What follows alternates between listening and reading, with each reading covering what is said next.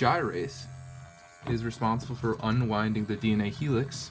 And then once gyrase does its job, helicase, indicated by this zipper, unzips the DNA coil at the origin of replication, and these single-strand binding proteins allow for the DNA helix to remain open so that the bonds don't reconnect. So the next important thing to note is these phosphodiester bonds. So we've got a phosphate group and a phosphate group here connecting these sugars from the nucleotides together, and they connect from the carbon at the 3' position, known as 3', to the carbon at the 5' position. So that's where these phosphodiester bonds are, and wherever it starts at, so here it's going from the 3 to 5 position from the phosphodiester bond, is how we denote the leading strand from the lagging strand. So because this is going from 3 to 5 and this is going from 5 to 3, this is leading, this is lagging.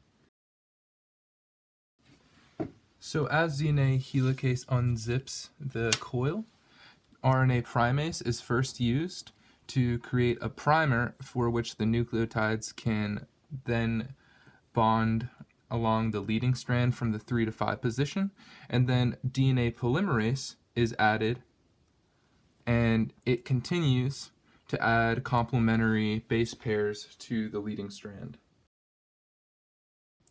So although it's a continuous process along the leading strand to replicate DNA, on the lagging strand, we need to use a different RNA primer called an Okazaki fragment to be able to start the replication. And so once we've used an Okazaki fragment, we can similarly continue to lay down DNA polymerase 3, even though this is a discontinuous process, we can repeat it over and over. And in order to remove an Okazaki fragment, we use DNA polymerase 1.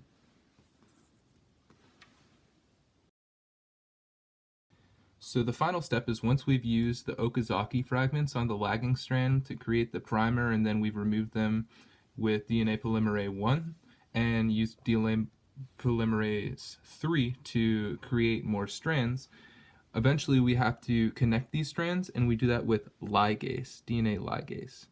So this allows for this process to continue, and we can continuously use these to create from the 3 to 5 direction.